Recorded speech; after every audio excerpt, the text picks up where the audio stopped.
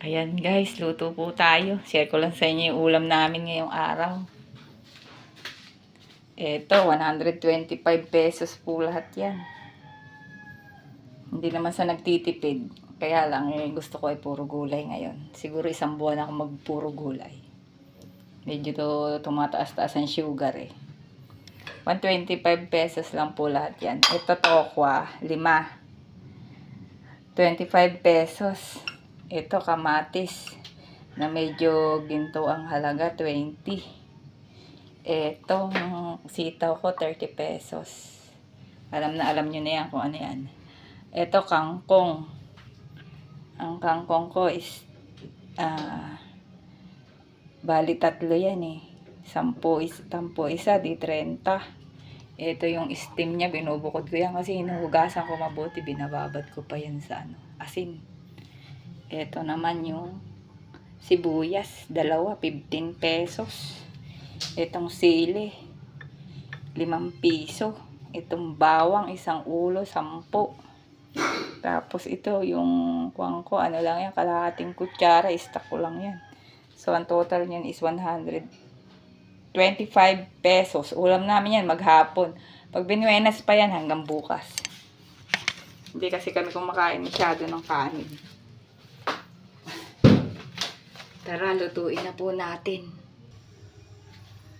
Pinainit ko na muna yung kawali. Tapos tayong mantika. Tansya-tansya lang naman ang luto ko eh. Yan, lagyan po natin ng mantika. Huwag masyado madami. Sapat lang para hindi dumikit. Konti pa. Siguro 1 kutsara at kalahati lang yun.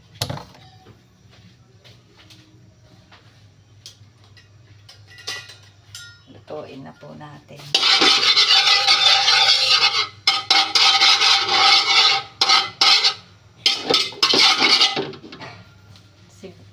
Bawang muna inuuna ko.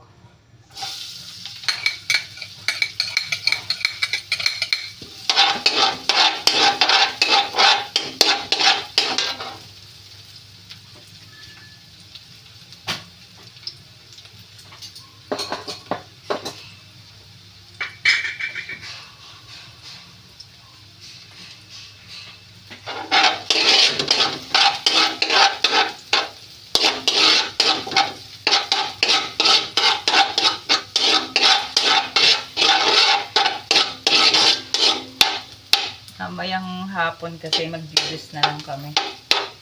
Pero itong asawa ko hindi kaya nito ang juice eh. Pero juice lang ako, di talaga ako nagkakainin. Ewan ko kung tatagal ko. Kaya pag medyo brown na, ayoko na masyadong sunog, maano naman yun, mapait. Lagay na po natin yung 2 sibuyas.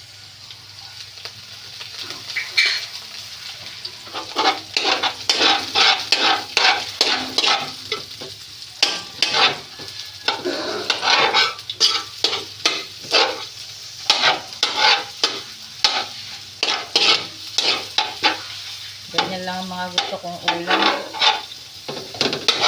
Minsan lang kumain kami ng karne. Pag-linggo lang siguro. Kailangan mag-budget. Para mabili ko ang aking mga gusto. Gusto kaya akong bilhin, kaya kailangan ako tipid. Lagay ko na po yung kamatis.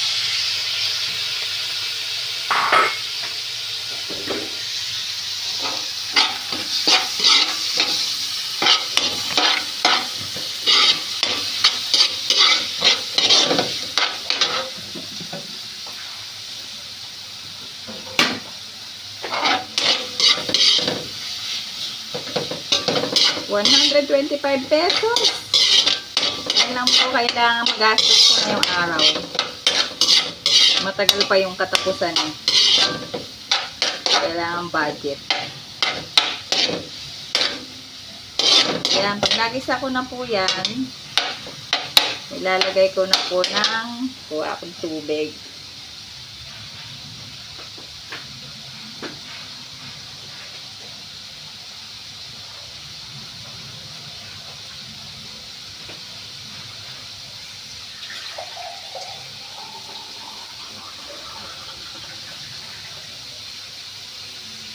Isang basong tubig lang. Yan. Pakukuluan.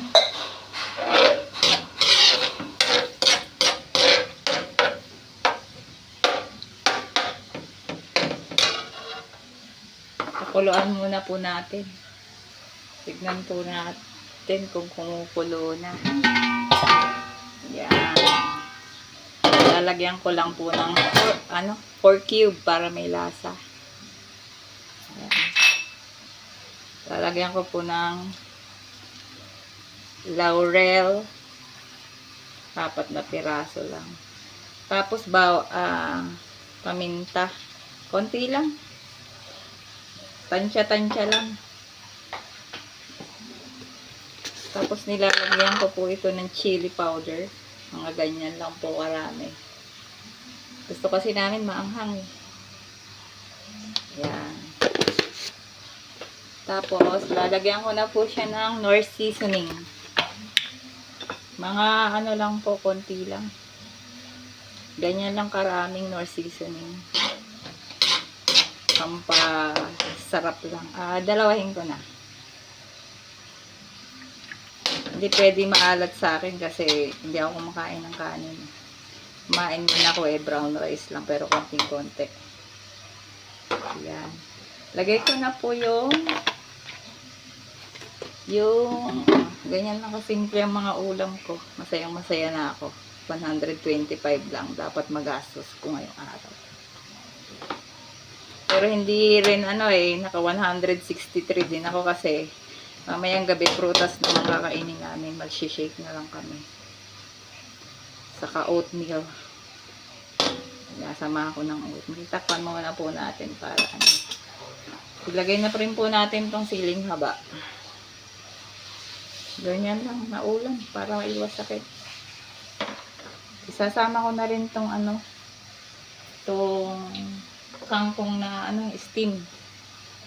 Kung sinong may gusto pumunta rito manghingi, walang problema. Tsagain nyo na lang yung luto. Sunday lang kami kumakain ng protein. Yung manok. Pero baboy hindi masyado. Takpan po muna natin. Hayaan natin kumulo. Nire-ready ko na. Ayaw ko na nagluluto ng gusto ko nire-ready na. Ayan na po yung kulay niya ngayon.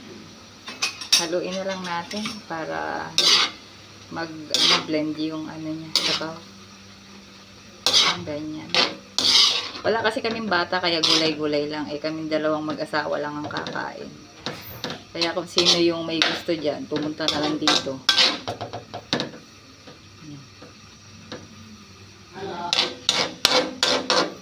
Yan, ganyan po. Pagka naglinis kayo ng kangkong, hinihiwa ko kasi sa gitna. Tapos binababad ko sa asin. Kasi alam naman natin sa tubig na tubig sa ilog. Ayan. Bukas, lahat po ng gulay binababad ko muna sa asin. Kahit mga 5 minutes lang. Maganda na yung sigurado. Tingnan lang po muna natin kung malambot na yung sitaw. Gusto ko kasi sa sitaw yung malambot na malambot. Yan. Wait lang po natin. Ayan po siya. Naglagay po ako ng cornstarch. Kalahating kutsara lang to. Pampalapot. Para medyo yan.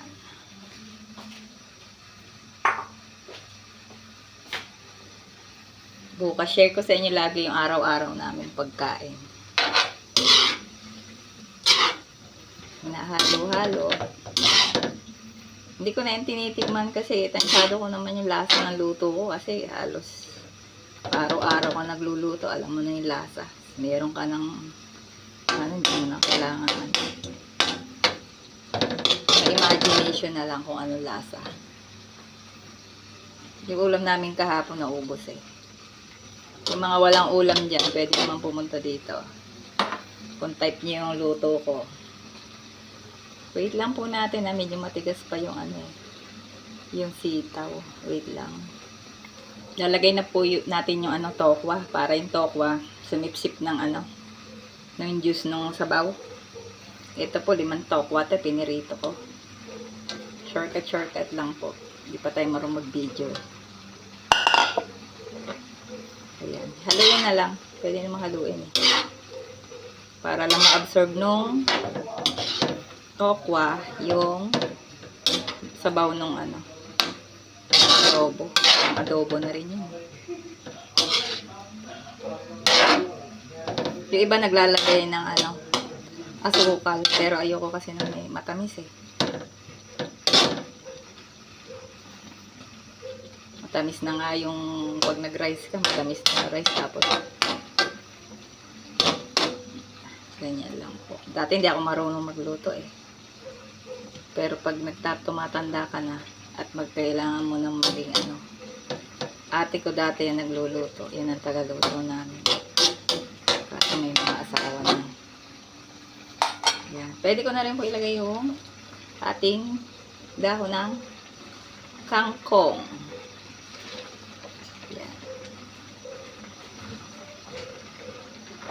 Parang marami, no? Pero uumpis yan. Ayan. Takpan mo po muna natin para yung kangkong medyo maluto. Saglit lang yan. Ayan na po yung nangyari sa ano, sa kangkong. Ngayon nahaluin natin. Diba? Ganyan lang po siya.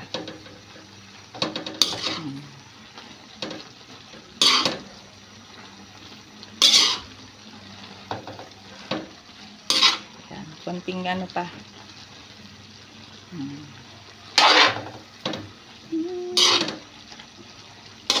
Ayan. Konti pa. Ayoko na masyadong maraming sabaw. Patuyuin lang natin ng konti. Ganyan lang po yung sabaw niya. Oh. Ganyan lang siya. Konti na lang.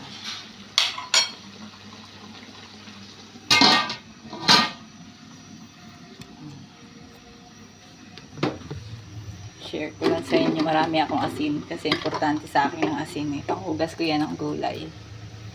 Pero hindi ko yan nagagamit masyado sa pagluluto ng ano. Panghugas ko lang siya ng gulay.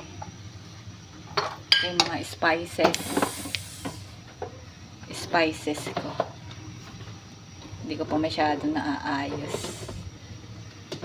Ito yung aking mga paminta. Yan, mga panimpla. Ayan lang yan. Budbudan po natin siya ng ano, bawang na ano. Ready na to eh. Ayan. Konti na lang po. Ayan, maluluto na po siya. Buburan ko lang po siya ng ano, bawang.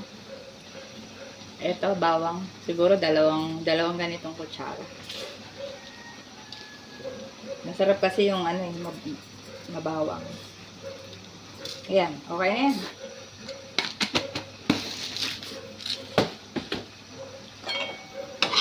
Ayan. Pinalo ko ulit. Ayan, ganyan lang ako mag adobong sitaw na may halong kangkong. Hindi ko inaalatan kasi ayokong kumain ng kanin. Minsan kumakain.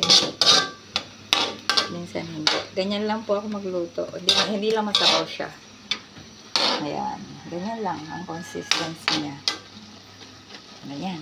Ayan. Yan po tanghalian namin. Kain po tayo. Magdala na kayo ng mangkok.